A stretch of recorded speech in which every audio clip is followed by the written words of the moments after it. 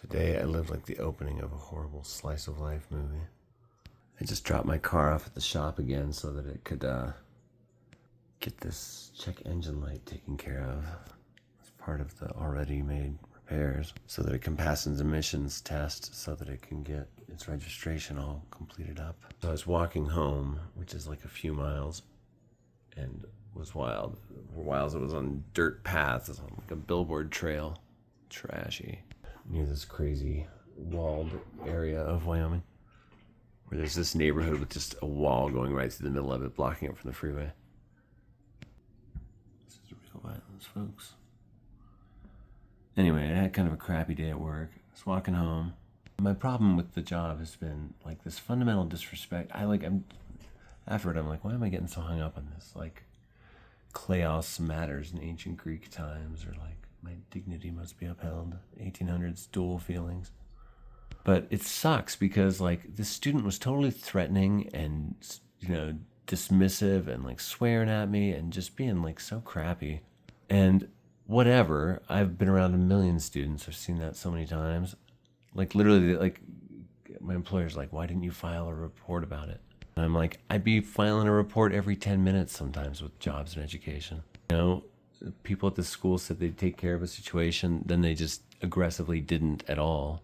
And so then it's like, oh, I guess the students can just treat the clerks however they want. You have no rights. There's no clerk union. There's no substitute educational temp union. So anyway, I'm walking home and I'm like, this section of street just stinks so bad. I was reminded of the Big Ditch, Albuquerque's famous gross ditch in the 1850s. My friend Ty and I went out and found parts of, still preserved in walls here and there. Look at that V in the bricks. That's where the ditch was. But what it smells like is underground broken septic lines here and there. I'm like, this can't just be human waste from homeless people, can it? Because I am dying. Ad for the city, Mike. Don't you host an Albuquerque podcast? Yeah, okay. Well, I'm saying that stretch of Central is gross. Continual improvement's the name of the game if you want a good city. Includes some scrutiny and self-reflection, right? Anyway, I'm walking along. I'm filming what I thought might become a little YouTube video, Reading Central or something. Reading Central on foot. When I got a call that interrupted it, making it too short of a video really to post. And the call was like, you've gotten a negative note at this middle school. And I'm like, just because I'm upset that like there's no consequences for being threatened by it, like, I should have filed the thing first, but now they've like, so that means I can't go back to work. I'm going to miss days, who knows how many, until this dumb thing is sorted out. I had to schedule a meeting, and the earliest day they gave me was this coming Tuesday. So I'm like, life's not just the roll of the die, I am the die. So I'm like, thanks, everything smells horrible, when a car just almost hit me while you were telling me this. I'm like yelling, what? She never asked for an explanation, like, why I was outside. Just kept saying she had a meeting in a minute. Okay, what's this channel about? Oh, books. Yeah, right. Also, I want to mention a movie, too. I think this is made in good faith, and it's a really beautiful, interesting movie, and I love Paul Greengrass's commentary on this. And there is this making of documentary where it's just really all about the real families of that were survivors of the people on this plane, United 93 being the one that was crashed into a Pennsylvania field, because it was late enough in the whole thing that people on board knew what was up, and they're like, we're not going to take this. Every flight had that advantage, but I was born in 1979, so 9/11 happened in my early 20s, and it was a big thing. I was walking across the country at the time, and on that walk, we had walked through fields in Pennsylvania. We'd walked by the Pentagon. My cousin worked at the Pentagon. I think we met up with him, David Kinner. We stayed in a friend of a friend's penthouse, friend of my friend Dakota, who was on the hike, in like Fifth Avenue in New York, inside of the World Trade Center. We walked by the World Trade Center on our way out of town and put our backs to it. And the night of 9/11, we were in Portsmouth, Maine, which was where some of the hijackers were staying. We were in the same town. And the hike was out of Boston, where the airport was. It was like That hike was like a very 9/11 Christmas. It was the whole thing. Afterward, we were talking and we were like, did anyone take a broader look at 9/11 as it happened than us?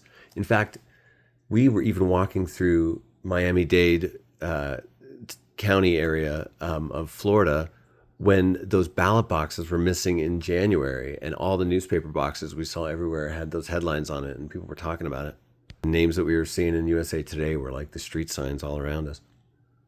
That whole year, wow, did we live 2001? It was crazy. On that hike, we met Hillary Clinton, Danbert from Chumbawamba, and Laura. Jay North, child star of Dennis the Menace. This guy who played an instrument in this band called, I can't remember, it was like a name, like a person's name.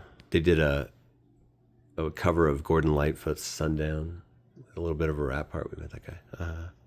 But the documentary about those families and about the families helping make and responding to this movie is really, really fascinating. You know, you got to be wary when you watch anything with political elements and stuff. Like, the government doesn't cooperate unless you go along with, you know, how they want to be presented to some degree. But this feels like a very honest movie, and I think Paul Greengrass is just the real deal. I always felt weird about that incident, though, because I can remember that day and the first reports, and they always mention, I remember an explosion, and that really sticking out in my mind. That's not in this at all. And I've seen an official explanation that there was supposed to be an explosion. In this, the bomb is completely fake. Seems really well researched and meticulous, and, you know, based on everything. I'm not some 9/11 truther at all. I think, you know, crappy global politics that America played a huge role in, played a lot in setting it up and making it happen. I can remember reading a Reader's Digest article in like the year 2000 saying Bin Laden's a real problem. Watch out for this guy. And then trying to find it later and not being able to find it. That was weird. This is a beautiful human story, and I really think that documentary that's attached to it is just incredible. DVDs are wild. They also have like pages of information about every single person, all the 92 people on that plane. Wow. One of those wild literary coincidences that the number of people on the plane is just one less than in the name of the plane. Flight. My books. This is all the nonfiction I've acquired over like the last month, and just recently my daughter was in an Ariel Silks class, and so I had an hour to fill in that area of town. And so I used an app and GPS and typed in a little free library and found several in the area. And I left zine-style copies of an essay I had written. It was a dream survey and analysis of all the dreams I had during the 6.5-month canoe trip long ago. Chapter of book one of my book. I left numbered, like special edition copies of them and all this. Never know when you put something out into the world. And a little Ray and Mary Austin. This is a classic work of Death Valley. Love this book. And it makes Death Valley seem really beautiful and interesting. And, you know, I do think about, like, what is the role of the desert in the world? If we imagine a perfect utopian planet, at best it's going to be some kind of techno future, you know? And should there even be deserts, you know, on a planet that's like perfectly optimized for life? I don't know, the desert's so amazing, you know? What hath extreme conditions wrought? Things find living in the desert. Wow. This is a great book. And look, it's this edition as a foreword by Everett Abbey. Cool. I've owned a beat-up copy of this before in this edition. Now I've got this and a nice photo big copy over there somewhere. And Prisma's chair. Let's leave her alone. At one point I was trying to acquire as many copies of this as I could get. I thought it'd be cool to have every paperback edition. I think some went by the wayside during the purge, or I just gave them to people that I knew would like them. Because it is the kind of book that, like, desert riders should know. It's one of the best. I love this. I love Scott Thibony's Burnt Water. I do love Desert Solitaire from Edward Abbey, and I love all his nonfiction, you know, overall. He was eccentric. She turns up in Western stories here and there. Kind of cool. Various literary scenes across the West. And this statue of a pioneer woman was dedicated in Albuquerque. She was there, mentioned in this article. Podcast did an episode on it. The details, they're there in my brain somewhere. I remember listening to this as an audiobook. This is about America and the Great California Earthquake of 1906.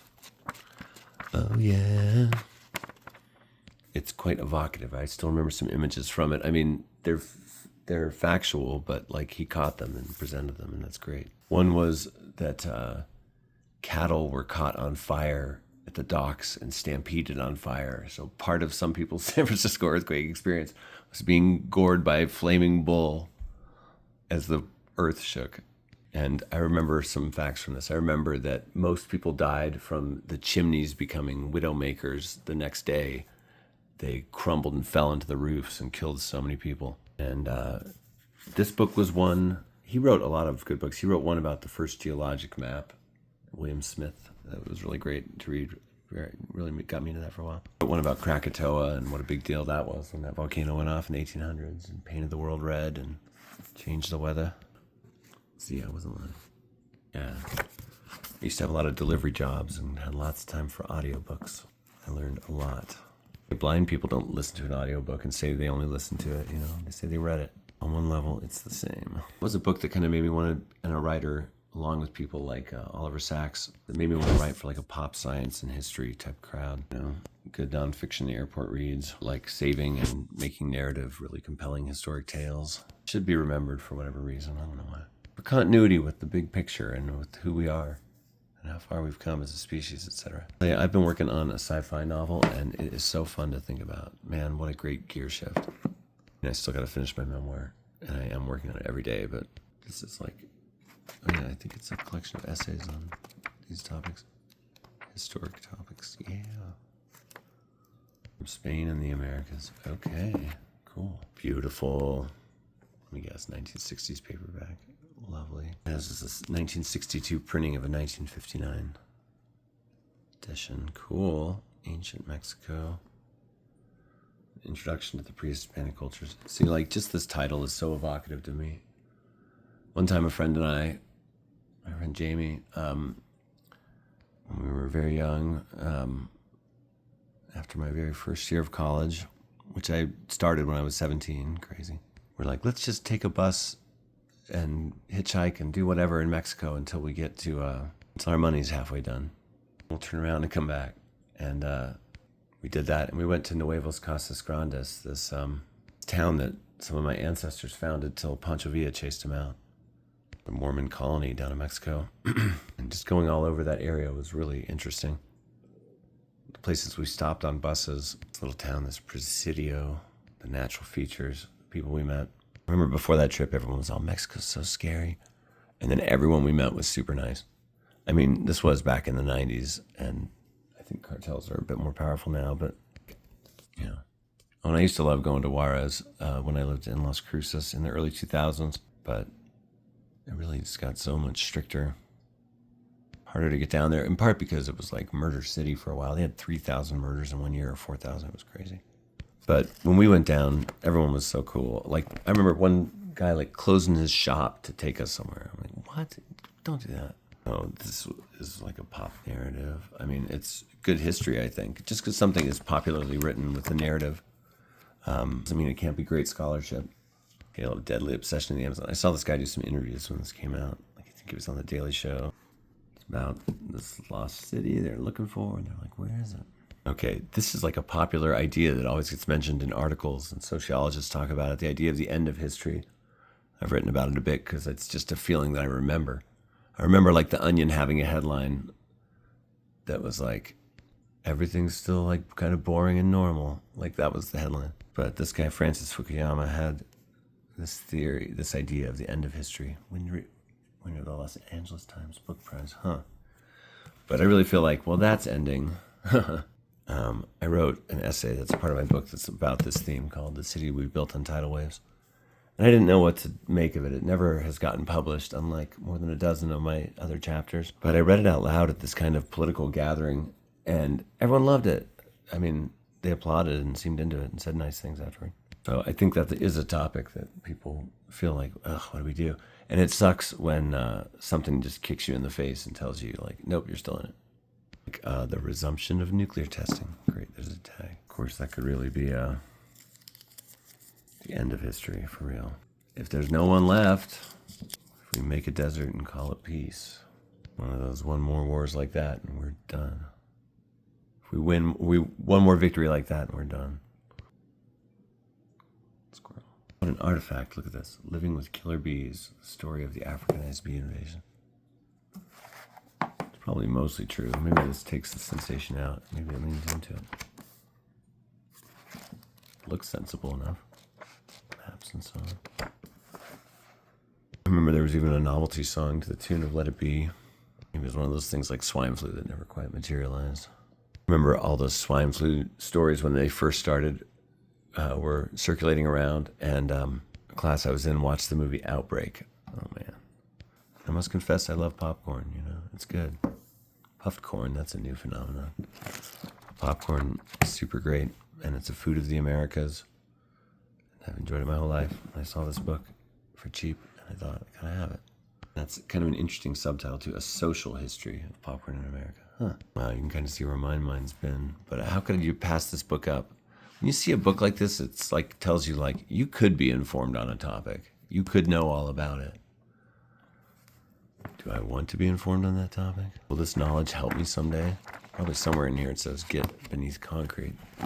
Get as much concrete between you and whatever is possible. Looks like I also scored some Post-it notes. But this is something special about this one. Everything that gets written on these Post-it notes comes true. We'll see. I'll definitely be drawing some dollar signs on there. Oh, it's controversial. That's funny. It's probably like thermonuclear war is fine. It's good. Why aren't we doing one right now? Let's have one. No, this is controversial. Herman Kahn, 1922 to 1983, was a renowned political scientist, economist, historian, geostrategist, and considered by many to be the founder of futurology as a serious field of study. Associated for many years with the Rand Corporation, he was the founding director of the first independent think tank, the Hudson Institute. Among his many books are Thinking About the Unthinkable on Escalation, The Year 2000, The Next 200 Years, The Coming Boom, and The Resourceful Earth. Evan Jones is Herman Kahn's nephew. He is an historical analyst and game designer specializing in strategic simulations. He worked at the Hudson Institute in the mid-'70s, primarily doing research used in the next 200 years. Actually, I should read the next 200 years, see if there's anything to it, because this book I'm working on is going to be set in the year 2100. You know, the year the Earth cracks open, because it's a space creature's egg. I spent so much time just thinking about the world and all the events, and I blocked it out into index cards like David Lynch did as a tribute to him. If you have 90 images, you have 90 ideas. That's 90 scenes. That's a movie. Put them together. R.I.P. to the best. Now I'm thinking about all the characters and so on, and it's so fun. I think it was a really good move, like pretty much establishing the events of the real world before that. Still need to flesh it out a little bit, but I did 30 large cards, breaking it down into 30 like maxi scenes, but each one of those has 3 scenes within it. I really do write in like a pointillist way sometimes. I like think it structured out how much time something's going to take up. But setting something even 75 years in the future is it's a real opportunity to play with differences, you know, where things are at. And my story takes place in 3 really different settings. In a space station above the Earth, on the surface of the Earth, and deep underground, on an expedition, and a secret society, all as the Earth starts to crack open. There's still a lot I don't know about the thing inside the egg. Starting to see it clearly. Squirrel, you're so cute. I mean, look at that cat. Come on, everybody.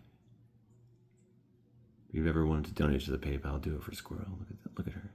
She needs more stability and security than she's currently got. She doesn't even know it. I'm working on that, but I don't know. Sometimes I do feel like Fortune's plaything. Oh, woe is me. You always land on your feet, you fool. Kinda. I don't know. I feel like am I the architect of my own miseries? I would say in some cases, yes, and maybe, but in some cases, no. Overall, I probably get myself into bad patterns that like set me up to get kicked around more. Okay. This is a beautiful, like, probably sold to tourist book of some place in Greece. Oh yeah. Well, I would like to go there now, and I think this is a beautiful book, and I love the saturated Technicolor look of old. And it's got flaps. That's good. What else we got here? Future of the Past. The Future of the Past. C. Van Woodward. A historian on history, basically.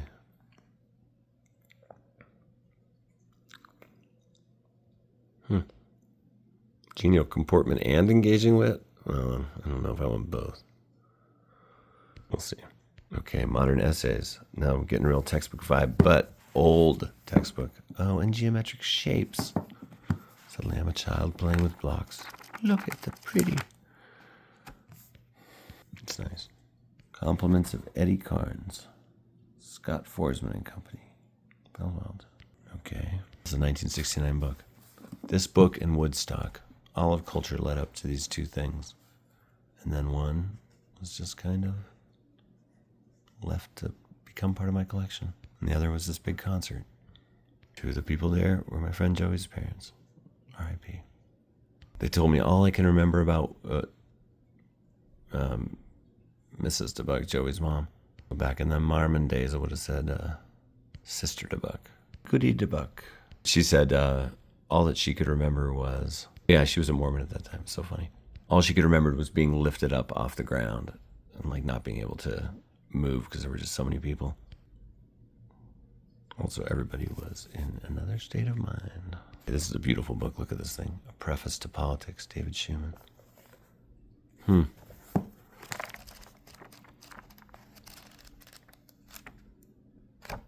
Dig.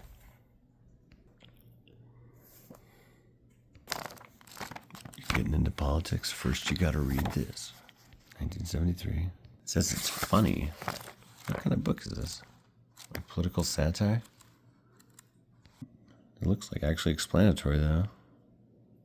I think if I read this, well, I feel like I would just assume it was going to mostly be a straight essay about politics, but it sounds like there's humor in it, maybe. Okay.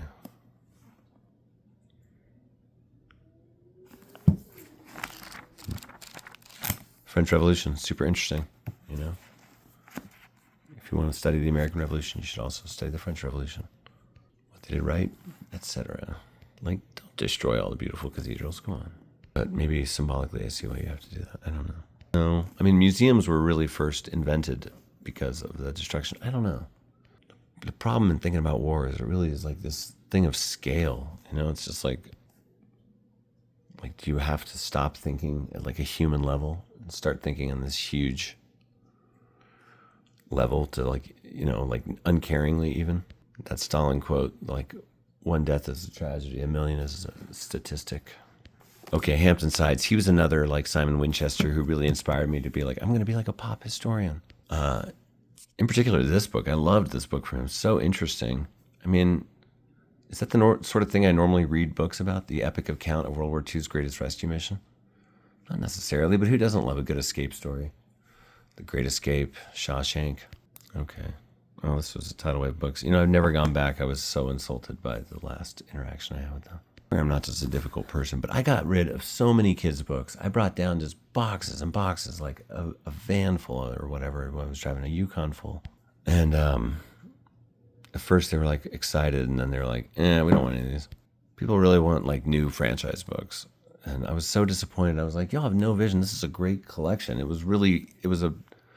I got rid of it just thinking clearly because my kids I knew wouldn't read these books, and you know that the time when they would get into the books that were on the shelves was kind of over. And I had just kept acquiring things thinking, oh, maybe they will. But I got rid of a ton. And first I went to Tidal Wave Books, that tag I just took off. And they chose like a few books, and then they would only do store credit. And then I was like, can we just do a direct swap for this small stack of books I found here? And they're like, we're super cruddy. I really was like unimpressed by them at the end of it. I was like, wow, y'all must be like drowning or something because you're acting like the opposite of how I would run a bookstore if I did. But you know, there's only so many local bookstores, so whatever, support whatever local bookstores. Don't boycott anybody. You can have an unpleasant customer worker interaction anywhere probably. So I do think those people were the owners. Anyway, another bookstore in Albuquerque, Quirky Books, never liked that name, is and the store's okay, but it's disorganized, and it shows that the guy doesn't really know what he has there, the way things are mixed together in the sections. But he's recently let homeless people camp on this empty lot adjacent to his store that he owns, and all the neighborhoods around there are semi-affluent, and I think they're suing him through the city to get him shut down as a public nuisance. I mean, I thought the judge's ruling against him being able to do that initially, that got appealed or overturned, was quite reasonable. It said, well, what he's doing is honorable and he's trying to be positive. It actually is a public health nuisance. People just shouldn't be living wherever. And, well, now there's porta potties and look, it's clean. But like, that's got to be the briefest of waypoints on the way to like whatever actual good sociological solution we come up with, like housing first to deal with homelessness. Albuquerque really is trying as a city, and I think the mayor's done a pretty good job at it. He spent a ton of money on it and made it a real focus. Like it or not, my progressive friends, he is the most progressive mayor we've ever had in the city by far. Who else? It's all been, it's all been right-leaning or worse going way back. Even we had a Democratic mayor for a long time, Martin Chavez, but it was like a very corporate Democratic mayor. Anyway, I kind of think there should be like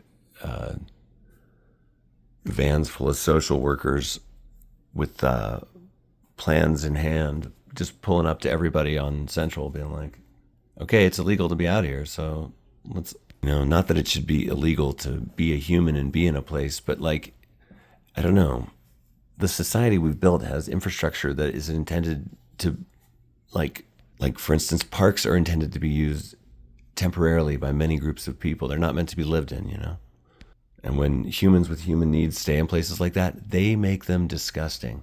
Plus, because you become these untouchable, bottom level of everything, members of the extreme fringe of society, a contempt grows in you for everybody around you, and you have no attachment to the society that you're in. So why not just throw your stuff on the ground? Why not treat it badly? You're not gonna.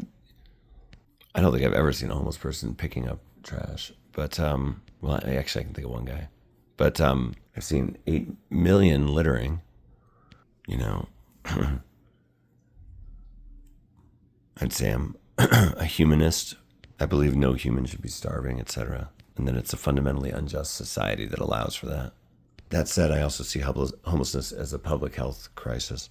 It's something that makes cities unlivable, honestly, not just for the homeless people. So like that's something that a solution needs to be found for. Unfortunately, capitalism, you're not going to like what it is. It's definitely not the big fish eat the little fish. Well, people starve on the sides. But this is a really interesting, how did I get on all this? This is a really interesting account of this POW camp, the whole camp escaping. And this guy, Hampton Size, who I've met and interviewed a few times because he lives in Santa Fe. And I think I kind of blew it as a young, nervous person. Like, I should have established that as like a friendship. Because we had some great conversations when I was doing this interview about literary Santa Fe. This is a series of interviews.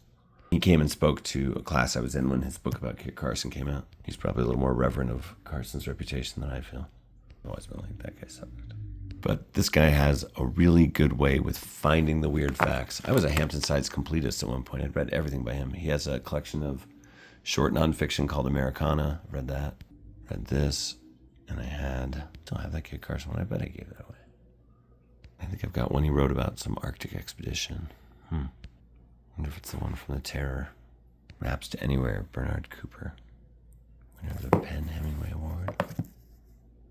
The Open-Ended Rootless Feel of Modern Life. Annie Dillard liked it. Okay, that's why I got this. And Philip Lopate was kind of the Henry James of the essay, collecting and being a scholar of it while writing it. I always meant to read Lopate's essay anthology. And I'm obsessed over Annie Dillard. And Beatty, I don't know. 1990. Hey, 1990, weird moment in time. It's interesting. There's all this transitional music. What kind of music's going to be big next? Hard to classify bands like The Origin, not the later metal one. This acoustic, piano-based, also guitar-based, hard rockin', mostly acoustic band. I just loved their first album so much, and I never could get into their second album. That's all they had. That first album also came out in 1990. They were designed by Louise O'Farrell. Her name and my name, Michael Farrell Smith, probably honor the same Irish king. Literary journalism in the 20th century.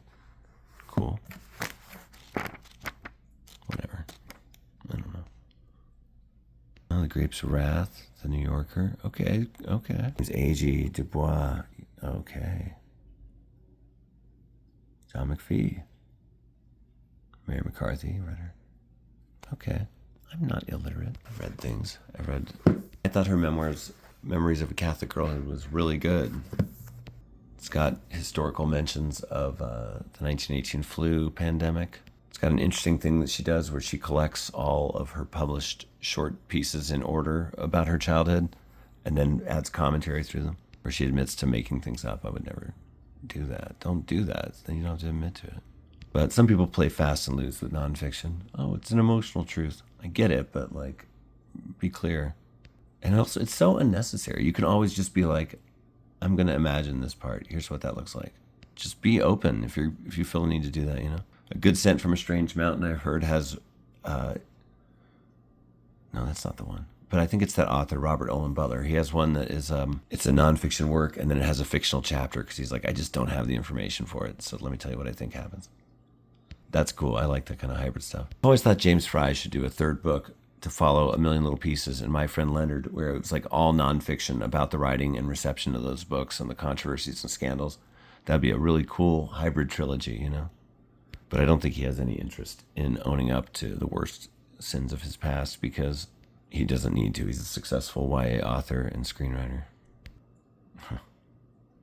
I definitely was into those books when they came out, but everyone thought they were true, and that added so much to it. My Friend Leonard, like, there's a 6-month jail sentence in that book that was literally like 2 hours in a holding cell in real life. Even by the Tim O'Brien metric of, well, this is how that felt.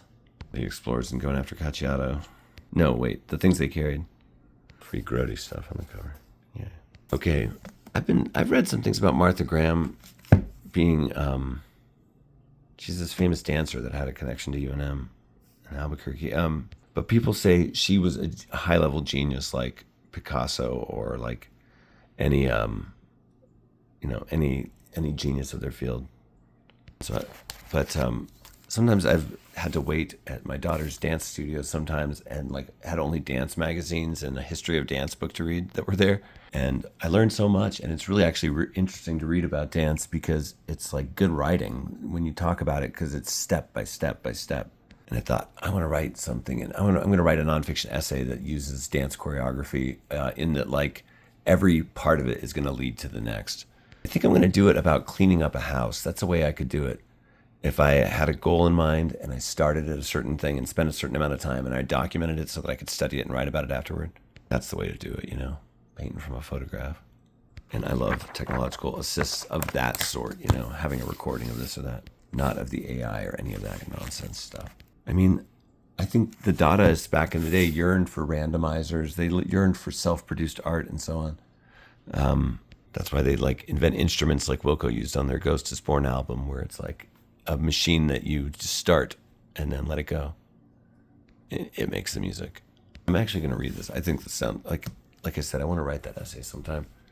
And cleaning up your own living space actually is a pretty good topic. I mean, think about how famous Virginia Woolf's Mrs. Dalloway is about baking a cake. Anything, if you look at it closely enough, is like interesting, you know? And dance is an art form, and it's a challenging art form that like is so fleeting and so on. Ephemeral, like theater. But I feel like I've seen some high art at some of the dance productions that my daughter's been involved in. Two of my daughters have been involved in. My son briefly once, he played FDR in a wheelchair. Didn't have a wheelchair, so they used a rolling chair. Oh my gosh. Yes, if you think about that in a literal way, it's wow. But it's a symbol. Suggestion. Yeah, Martha Graham, you know, cool. And Nature in America. Okay. How do you pass something like this up, you know? This was in an otherwise abysmal free box. But I love it. Reminds me a little bit of their Guide to North American Wildlife that I grew up with and read cover to cover when I was in 3rd and 4th grade. And everyone's like, you're reading that like a book? Yeah, I like animals. Or why did Auden go to a science lecture, you know, to increase my store of metaphors? Also, we should want to know everything about everything, and animals are awesome, and nature's awesome. And, but Mike, you might say, oh, Gila monster. That's where my ancestors were a lot, in the Gila country. Walked the Gila River into Arizona in the 1870s. The Salt River is a tributary of the Gila, and that's where Gila gets its name, which means like salty water in a tribal language. But the Gila monster, unique venomous lizard, only seen one or two once in a while. Okay, those are all going in the nonfiction section. Oh, bonus, maybe, I don't know. I also got these from the free boxes yesterday. Fanny Flag, Fried Green Tomatoes at Whistle Stop Cafe. I have a nice memory of watching the movie version of this with my mom. She didn't watch a lot of popular movies. She watched mostly older stuff. So, like, that she could watch and enjoy this was, you know, like, the movie was fun and funny, you know, and moving, interesting. Like, there's that alcoholic character that they're kind to him by giving him alcohol. He doesn't get seizures. But I remember my mom making fried green tomatoes after we watched it. And I've had copies of this before, and honestly, when I picked this up, I thought I already had one, but I must have gotten rid of it during the purge. So that's going in the novel section. Why not? I'm no snob. I want to read everything. I want to read widely. I want my collection to contain a wide range. And, you know, why not read this lady's story, you know? I think if you meet people that only, like, I don't know, read about people that look exactly like them, that seems a little stunted to me. This, I don't know. The Year of the French. Historical novel. Irish patriots committed to freeing their country from England.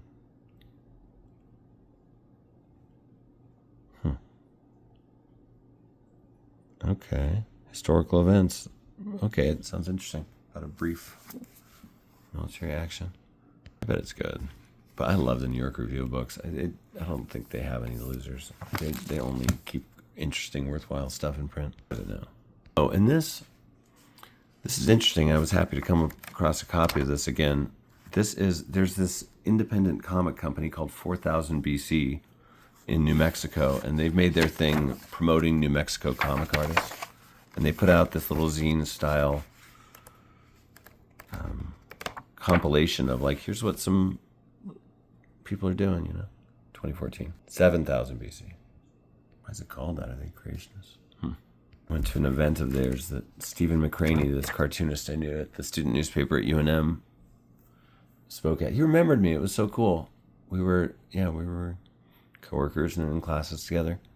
Really popular with his different series. Mal and Chad. He's got, like, a reliable following. Astro Boy, I want to say. That can't be right. Space Boy. But that was a 7000 BC event, I remember. And, you know, Mexico's a scrappy little place. Things grow in the desert. I don't know where this is going. I don't have a zine section anymore. Guess it should go in the graphic section. Or maybe just my closet. Booklets? Is this a booklet? I guess so. It's just an annual, yeah. String independent comics from New Mexico. Cletus the Defeatist, the comic that everyone hates.